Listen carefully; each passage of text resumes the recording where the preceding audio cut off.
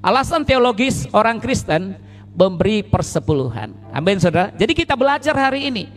Ada yang berkata, oh perpuluhan itu tidak berlaku lagi, itu dulu. Ada yang berkata, oh perpuluhan itu nggak ada, orang udah pintar sekarang ya. Jadi saudara, yuk kita akan ada di satu kondisi kebingungan ya. Karena itu gereja harus menjawab ini. Seperti apa yang menjadi langkah kita supaya kita tidak menjadi salah. Yang setuju katakan amin. Yang setuju katakan amin. Oke. Nah saudara, saya ajak kita dulu baca next ya. Ini ayat yang sudah familiar sekali kita dengar ya. Nah, yuk kita baca sama-sama. 3, 2, 1. Bawalah seluruh persembahan persepuluhan itu ke dalam rumah perbendaharaan, supaya ada persediaan makanan di rumahku, dan ujilah aku firman Tuhan semesta alam, apakah aku tidak membukakan bagimu tingkap-tingkap langit dan mencurahkan berkat kepadamu sampai berkelimpahan. Saya ulangi, bawalah seluruh persembahan persepuluhan itu ke dalam rumah perbendaharaan, supaya ada persediaan makanan di rumahku, dan ujilah aku apakah aku tidak membukakan bagimu tingkap-tingkap langit dan mencurahkan berkat kepadamu sampai berkelimpahan. Saudara, ada banyak hamba Tuhan, ada banyak orang. Nah saudara, ini berbicara persepuluhan, maka ini menjadi sebuah angka, menjadi sebuah transaksional ya. Kalau kita memberi perpuluhan, maka nanti sekian, 30, 60, 100 kali lipat kali ganda. Saya akan luruskan semuanya ya. Amin saudara.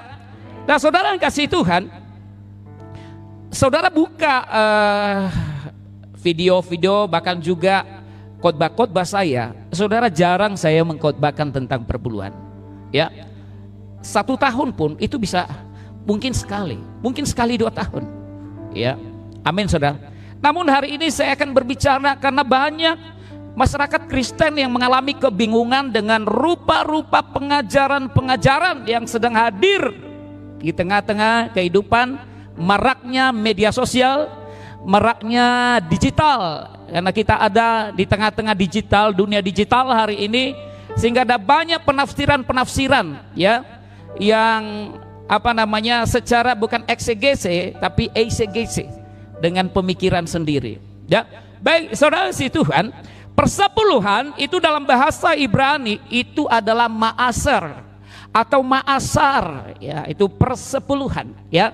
Dan dalam Yunani itu yaitu DKT ya, DKT. Kemudian dalam pengertian dalam bahasa Inggris itu tithe payment of a 10 part ya, yaitu memberi atau mempersembahkan persepuluhan dari hasil atau pendapatan.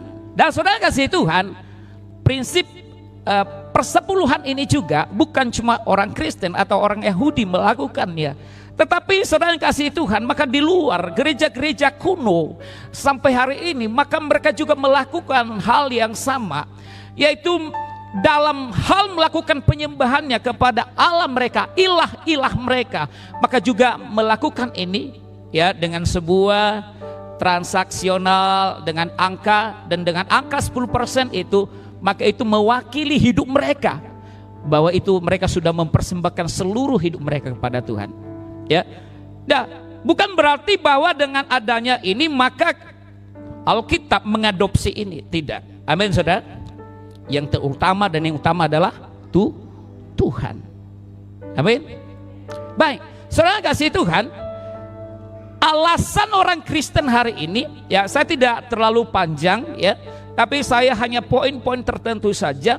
Nah, lalu ada beberapa pertanyaan, apakah hari ini orang Kristen itu memberi persepuluhan? Dan ada juga pengajaran persepuluhan itu sudah berhenti di zaman Mosaic Covenant, yaitu di zaman Taurat ya. Tidak ada lagi sekarang ya. Nanti kita akan belajar ya. Pelan-pelan saya akan tuntun Bapak Ibu, apa itu persembahan persepuluhan. Saudara berkata di media sosial bahwa persepuluhan itu ya hukum moral. Ada yang berkata hukum seremonial ya. Nah saudara, kita pelan-pelan supaya kita bisa tahu. Jadi jangan kita nanti dibawa oleh rupa-rupa pengajaran. Nanti di beberapa bulan ke depan juga saya diundang di di Kabupaten Humbang Hasundutan, ya, seluruh wilayah Gereja Betel Indonesia. Di sana saya akan berbicara tentang perpuluhan ini. Jadi saya rasa sebelum saya ke sana, ya saya bekali dulu dong jemaat saya. Nanti ada orang dengar, Pak Gembala, siapa yang pembicara itu di sana? Oh, Gembala GB Rehoboth. Loh, kok kami tidak diajarkan? Amin. Betul. Ayo tepuk tangan dulu biar saya semakin semangat. Ya, karena kalau bicara perpuluhan ini saya takut, saudara. Amin. Saya takut, udah duluan saya lemas. Bahkan tadi ada komen di live streaming kita sudah ada ya. Kalau namanya perpuluhan udah tahu di mana endingnya, di mana ujungnya sudah tahu. Amin. Nah, kenapa banyak orang seperti ini sekarang? Karena ya berbagai. Nah, saudara, yang pertama alasan kita sebagai orang percaya dalam melakukan yang namanya persepuluhan, ya. Nah, pertama, saudara, mari kita lihat. Nah, yang melakukan persepuluhan, jadi sekali lagi persepuluhan bukan hukum Taurat, ya. Karena ada berkata itu hukum Taurat. Jadi zaman Perjanjian Baru itu sudah nggak ada lagi hukum seremonial, ya. Nah, perhatikan di zaman, mari kita lihat alasan pertama untuk kita, ya, memberi persembahan persepuluhan. Nah, yang pertama itu wujud syukur dan kasih kepada Tuhan. Katakan amin. Nah, mari saudara, orang pertama sekali yang melakukan persepuluhan itu adalah Abraham. Abraham bukan orang Yahudi, saudara. Istilah Yahudi muncul ketika bangsa Israel, yaitu cucunya ya Yahudi. Disebut Abraham adalah bapa segala bangsa, ya. Amin. Nah, saudara, Kejadian 14 ayat 18-20, ya. Mari kita baca sama-sama. Yang tidak bisa membaca slide di atas, yuk buka handphonenya. Kejadian 14 ayat 18 sampai dengan 20, ya. Melkisedek Raja Salem membawa roti dan anggur. Ia seorang imam Allah yang maha tinggi. Lalu ia memberkati Abraham, katanya, diberkatilah kiranya Abraham oleh Allah yang maha tinggi, pencipta langit dan bumi. Dan terpujilah Allah yang maha tinggi yang telah menyerahkan musuhmu ke tanganmu. Lalu Abraham memberikan kepadanya 1/10 dari semuanya. Nah, saudara, seorang tokoh Alkitab yang disebut sahabat Allah atau disebut juga orang beriman, itu namanya Abraham, ya. Nah, pada saat itu ketika dia mengalahkan raja-raja Sodom, ya, raja-raja Sodom bersama dengan sekutunya, maka ketika dia pulang, ya, dari peperangannya, lalu dia tahu bahwa prestasi, dia tahu bahwa kemenangan gilang gemilang yang dia terima itu bukan karena kemampuannya, bukan karena kekuatannya, namun itu karena Tuhan. Lalu apa yang terjadi? Saudara, nggak ada yang menyuruhnya. Dengar, perhatikan di sini. Belum ada aturan di Alkitab, belum ada firman Tuhan yang mencatat bahwa memberi persepuluhan. Amin.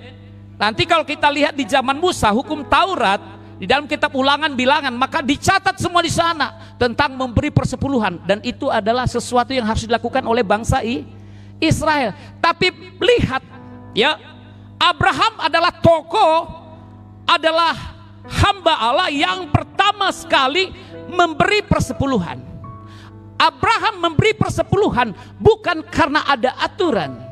Abraham memberi persepuluhan bukan karena ada ayat firman Tuhan yang mencatat akan hal itu, ya.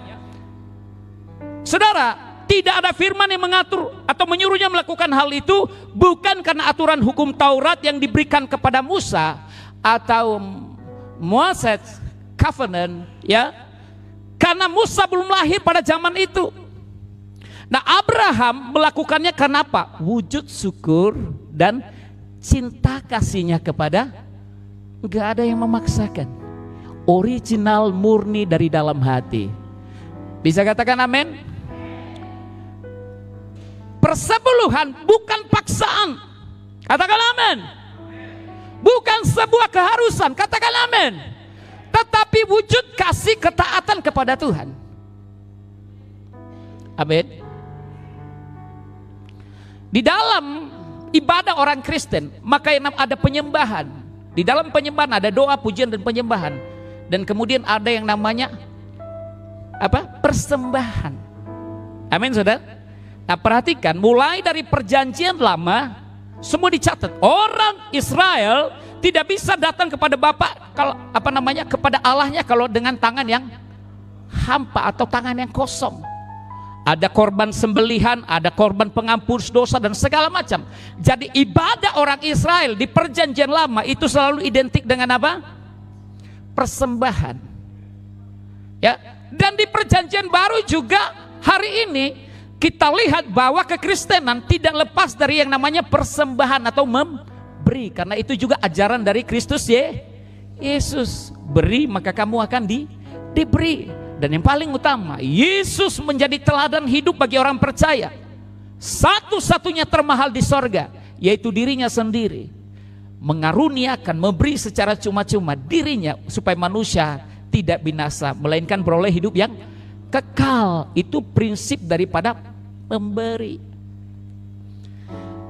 Jadi saudara, yang namanya persembahan termasuk persepuluhan itu bagian integral yang ada dalam ibadah gerejawi, baik di masa dulu maupun di masa kini, saudara. Amin, saudara. Karena kekristenan tidak lepas dari namanya itu. Amin. Namun kita lihat di sini, saudara, kita perhatikan bahwa Abraham memberi persembahan persepuluhan itu bukan sesuatu yang menggariskan, aturan yang menggariskan. Bukan karena ada ayat yang menyuruhnya melakukannya, tetapi Abraham melakukannya sebagai wujud cinta, ketaatannya kepada Tuhan Yesus. Katakan amin. Ada berapa banyak orang yang mengasihi Tuhan di tempat ini? Haleluya. Nah, saudara kasih Tuhan. Nah, setelah Abraham kita lihat lagi, maka spirit ini tidak berhenti di situ. Kepada pahopunya, siapa namanya? Siapa pahopunya? Yakub, ya. Ini belum ada kata Israel, ya, belum ada Musa. Aturan itu setelah Tuhan naik ke atas gunung Sinai, lalu Tuhan berbicara kepada Musa, ini 1, 2, 3, ini semua hukum Taurat wajib dilakukan. Tidak dilakukan, hukumannya apa? Taruhannya apa? Taruhannya apa? Nyawa. Itu Taurat. Mata ganti mata, gigi ganti gigi, itu hukum Taurat zamannya Musa. Amin, saudara. Nah, kita perhatikan lagi, cucu Abraham, spontanitas, spirit ini turun kepada siapa?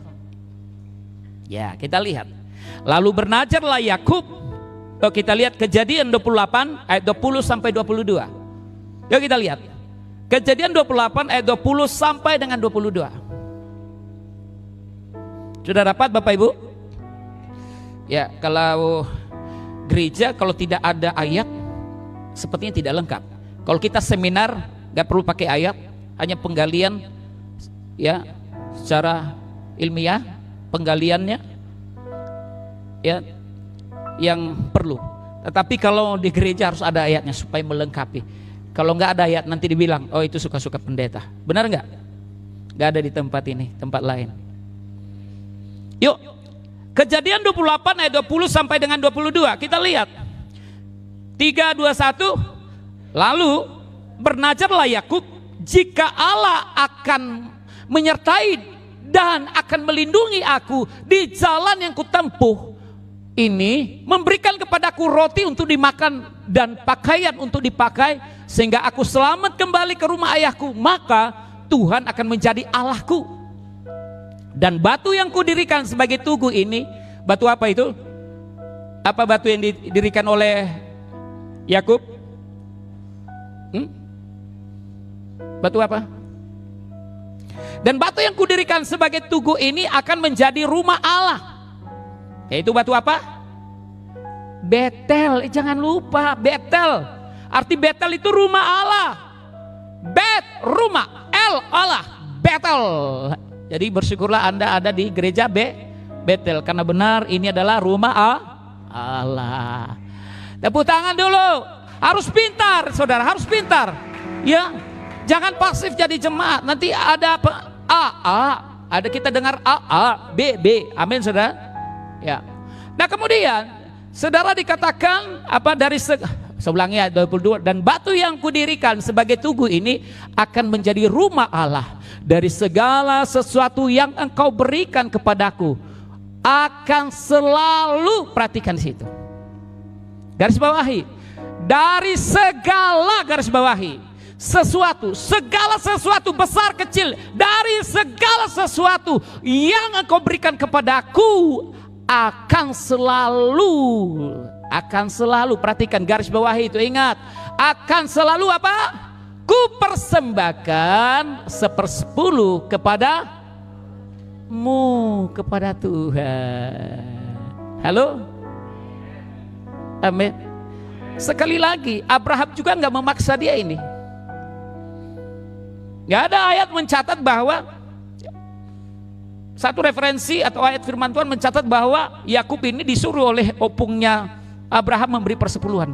Tapi ini adalah pernyataan murni, pernyataan cinta kasih kepada Tuhan.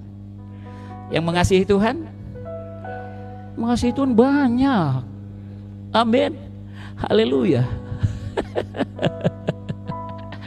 Amin. Oke, puji Tuhan. Ya, memberi persepuluhan karena Tuhan memelihara hidup kita, mencukupkan kebutuhan dan mengaruniakan kita keselamatan. Tuhan kasih kita keselamatan. Memberi persepuluhan bukan karena kali-kali dagang. Ya, kita beri 100 nanti dibayar 30, 60, 100 kali lipat ganda, tidak. Tetapi yang menjadi kasih dan ketaatan kita melakukannya supaya kita semakin sempurna seperti gambar Kristus. Saya katakan amin. Haleluya, puji Tuhan, haleluya. Ya, nah perhatikan, nah saudara, ada satu perempuan di perjanjian baru, namanya siapa? Maria. Ya, di dalam Yohanes 12 ayat 3. Yohanes 12 ayat 3, sudah? Yuk kita baca lagi. Maka Maria mengambil setengah, yuk kita bacalah dulu, sama-sama kita baca, yuk 3, 2, 1.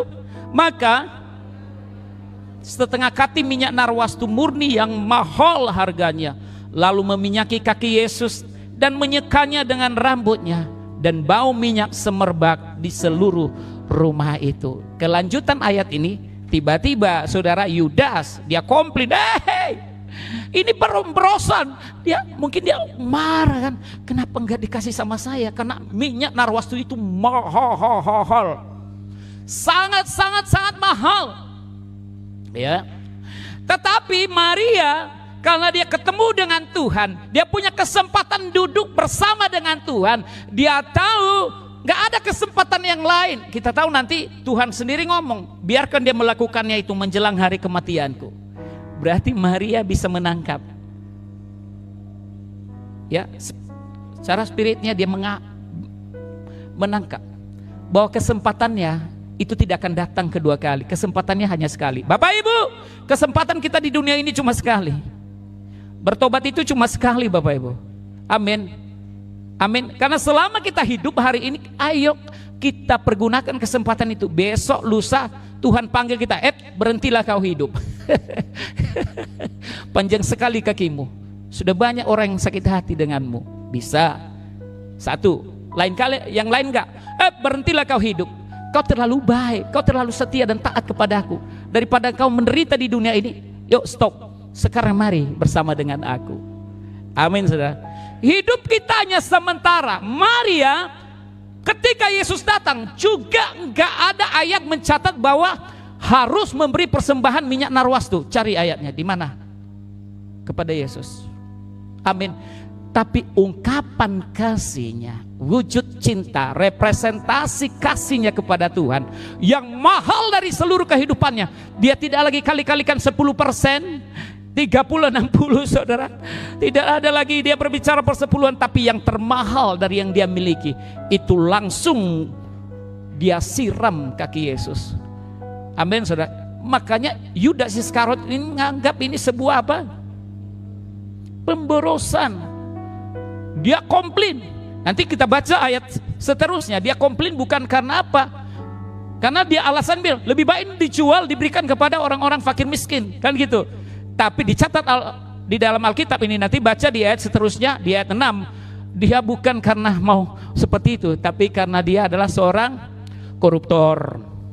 Ya, koruptor, saudara. Bayangkan, saudara, roh spirit koruptor itu memenuhi hidupnya sampai Allahnya sendiri yang dekat dengan dia, dia jual. Dia sudah dirasuki oleh roh apa? Egoisme, kerakusan. Amin, saudara. Saudara jangan hidup rakus, saudara. Amin.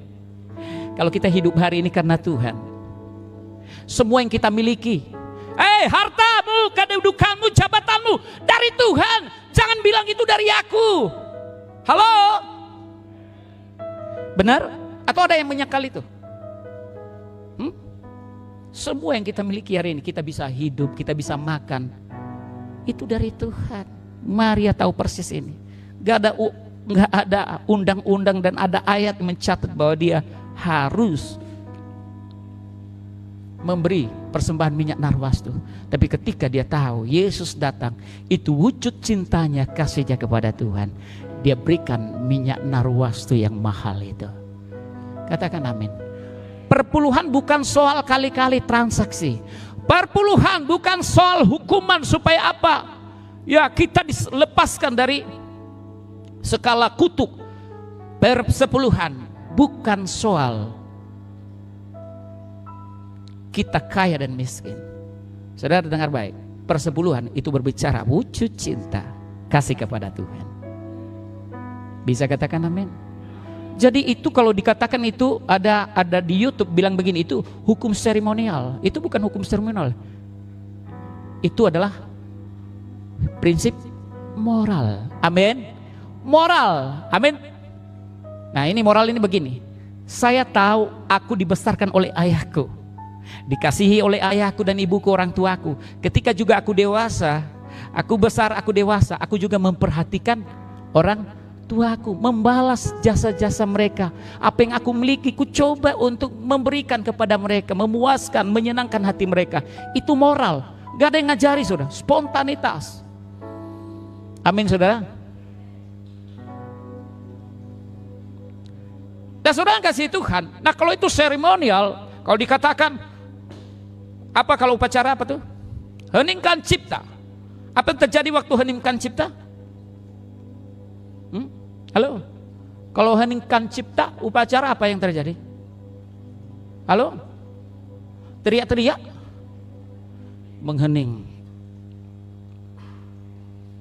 Amin, saudara. Itu satu aturan yang harus disuruh. Aba-aba, mari kita mengenang jasa para ulama, mari kita heningkan cipta. Amin, saudara. Nah, persembahan persepuluhan itu adalah bukti cinta, kasih kepada Tuhan. Amin, saudara. Amin, Bapak Ibu yang ikut live ini. Setuju tidak setuju? Saya katakan itu adalah bukti wujud cinta kepada Tuhan. Tidak. Nah, yang kedua, kenapa orang percaya harus, atau orang Kristen harus melakukan atau hidup dalam, saya tidak pakai kata haruslah. Kenapa orang percaya memberi, ya, persepuluhan? Nanti saya apalagi kalau saya bilang harus, ya, karena ini sudah media kita khotbah ini dengan bebas, ya. Nah, Mazmur, kenapa kita memberi persembahan persepuluhan? Yang kedua, Mazmur 24 ayat 1, yuk kita lihat. Kita baca sama-sama. Sudah 11:15. Oke, sedikit lagi, ya. Mazmur 24 ayat 1, 3, 2, 1. Mazmur Daud. Tuhanlah yang empunya bumi serta segala isinya, dan dunia serta yang diam di dalamnya. Katakan amin. Kenapa kita memberi persembahan persepuluhan? Karena semua yang kita miliki adalah milik Tuhan, bukan milikmu. Sama seperti yang disampaikan Asrat kemarin di sini. Begitu sekarang, ya, dia berjanji sekian puluh juta membangun gerejanya. Ya, kenapa? Dia bilang apa?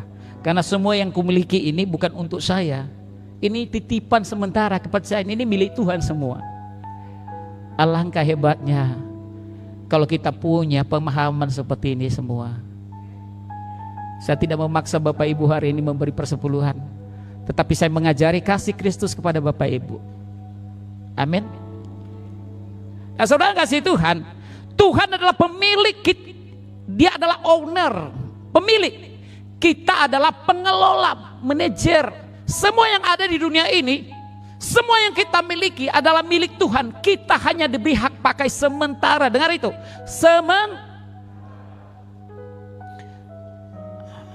Tuhan bilang begini, akulah pokok anggur yang baru, kamu ranting-rantingnya.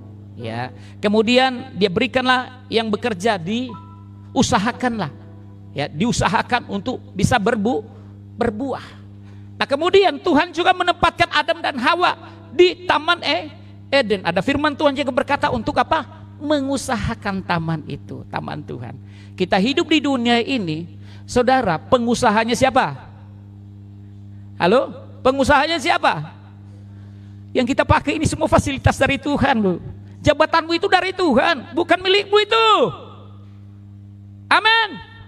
Kekayaanmu, emas yang banyak itu di rumahmu bukan milikmu itu dari Tuhan. Sementara ada yang kau pegang, dipercayakan sementara, pengelola, manajer. Halo. Semua dari Tuhan, Bapak Ibu. Makanya memberi hidup juga jangan pelit memberi hidupmu sama Tuhan. Kalau kau hidup hari ini kesempatan. Amin. Layani Tuhan. Buang kedagingan, buang semua dunia, tinggalkan dunia ini, tinggalkan, berhenti.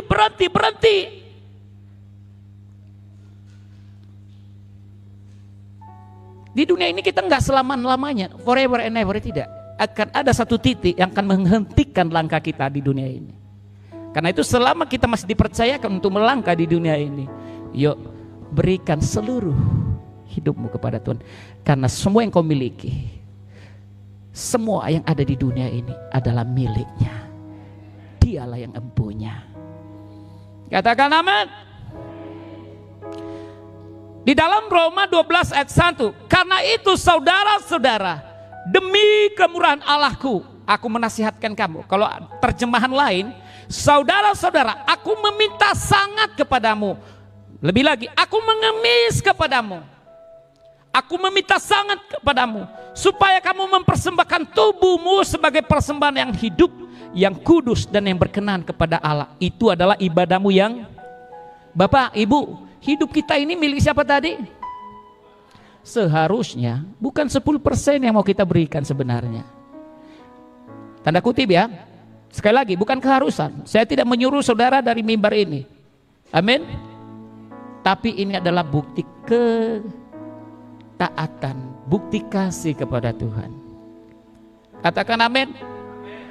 Semua hidup kita ini harusnya, semua yang kita miliki ini harus kita kembalikan kepada Tuhan. Karena itu milik Tuhan. Sekali lagi dengar itu, milik Tuhan. Seharusnya Tuhan bilang persembahkan hidupmu, tubuhmu. Tapi Tuhan di kitab Maliaki yang mengatur tentang persepuluhan. Persepuluhan berbicara tentang nominal, berbicara tentang angka matematika. Ya, tapi jangan kita terpaut dengan konteks itu, nats itu. Nanti setelah itu kita kasih 10%, maka Tuhan akan bayar 30, 60, 100% dikembalikan kepada kita. Dengar baik, sekali lagi, bukan masalah transaksi perpuluhan itu. Bukan transaksi supaya Tuhan memberkati kita. Kita memberi persembahan persepuluhan karena kita tahu Tuhan telah mengasihi kita. Tuhan telah memberi hidup bagi kita. Hidup yang kita hidupi ini adalah milik Tuhan. Jangan rakus Bapak Ibu. Tuhan hanya minta 10%. Amin. Bukan berbicara nominal sekali lagi, tapi itu bukti ketaatan kepada Tuhan. Nah saudara kasih Tuhan, hidup kita dalam milik Tuhan, maka 100% hidup kita seharusnya dipersembahkan kepada Tuhan. Kita sering berkata hidup. Apa tadi? Kita sering ya terlalu kecil ya, saya ulangi. Kita sering berkata hidup kita untuk Tuhan. Betul? Di doa Tuhan, hidupku untukmu. Ku persembahkan hidupku kepadamu Tuhan, untuk kemuliaanmu. Oke, nanti kita lanjutkan. Kita kan sering bilang ya, dalam doa kita, dalam puji-pujian, penyembahan, pengagungan kita, worship kita, kita bilang apa?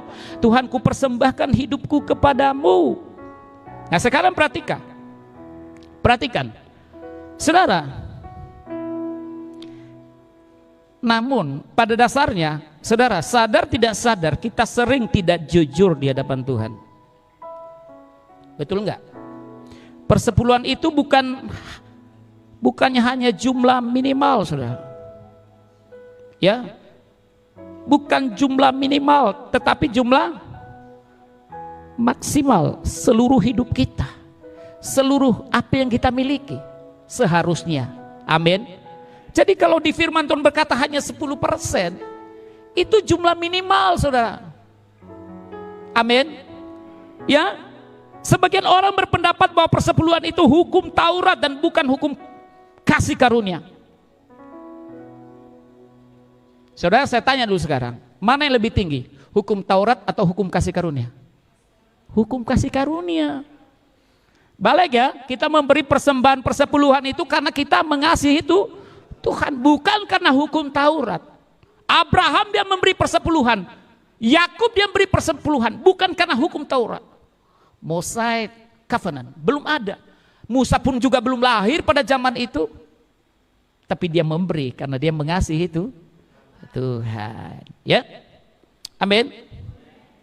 Nah sekarang, nah ini, benarkah di perjanjian baru orang Yahudi tidak lagi memberi persepuluhan? Walaupun tidak panjang-panjang, tapi saya menjawab di video-video itu. Perhatikan, benarkah di perjanjian baru orang Yahudi itu tidak lagi memberi persepuluhan?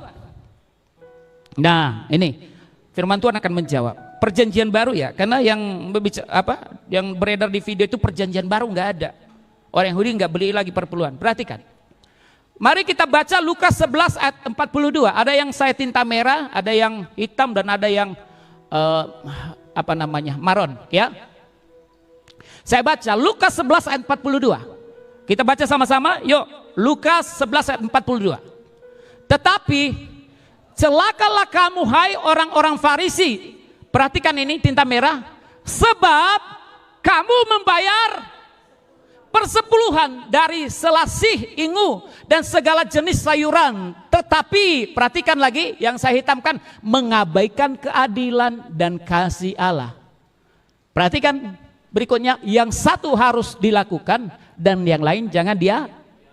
Persepuluhan dilakukan enggak? Persepuluhan dilakukan enggak? Tuhan mengecam orang Farisi pada saat itu. Kenapa? Karena mereka sepertinya mereka sangat rohani, ya. Mereka memberi persepuluhan namun motivasinya tidak benar, ritual legalistik.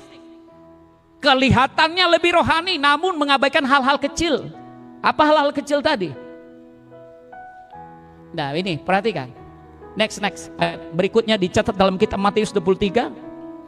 Celakalah kamu ahli-ahli Taurat dan orang-orang Farisi. Hai kamu orang-orang munafik, sebab persepuluhan dari selasih, adas manis, dan jintan kamu bayar. Apa ini dari selasih, adas manis, dan jintan? Ini saudara hal-hal kecil, misalnya sayur mayur, apa ya, hal-hal kecil yang tidak tampak.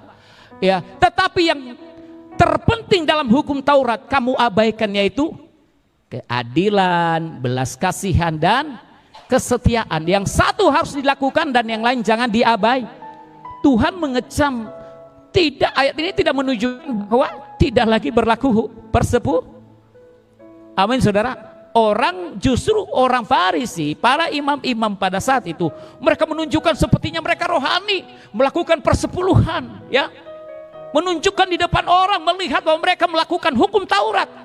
Kenapa hukum Taurat? Karena aturan dari Musa. Amin saudara.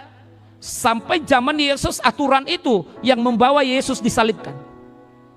Aturan itulah yang mereka bawa, tarik Yesus untuk salibkan karena hukum Taurat. Karena mereka menganggap bahwa Yesus melanggar hukum Taurat. Jangan dulu hilang-hilang. Oke? Supaya mengerti nih, supaya kita bisa mengerti. Ya. Jadi saudara, Tuhan mengecam mereka.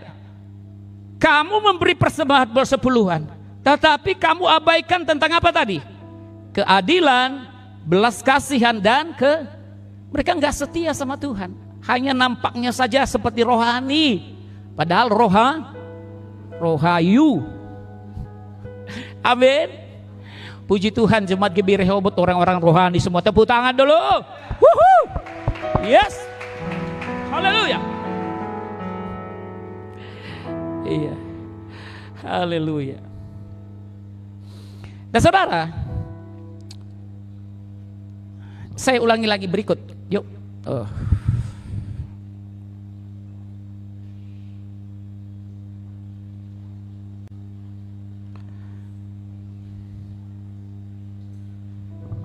Setiap hari baru ku cari wajahmu untuk mengatakan ku cinta padamu.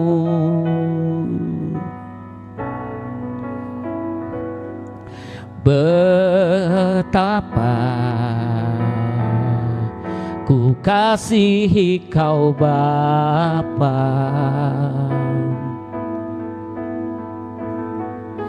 betapa ku kasihi kau selamanya. Setiap hari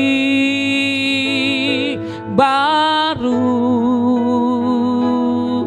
ku cari wajahmu untuk menyatakan ku cinta padamu. Saudara, kalau saya di Menara 2 saya berulang-ulang bisa satu lagu ini sampai saya 1 jam, saudara. Saya senang sekali lagu ini. Ya, amin saudara. Saya sedang menyatakan kepada Tuhan, Tuhan aku mau mengasihimu lebih lagi. Tapi secara daging saya tidak punya kemampuan. Banyak kekurangan saya. Saya sering melanggar peraturanmu. Saya sering masih jauh dari kasih yang kau inginkan dari aku. Makanya saya sering melakukan lagu ini.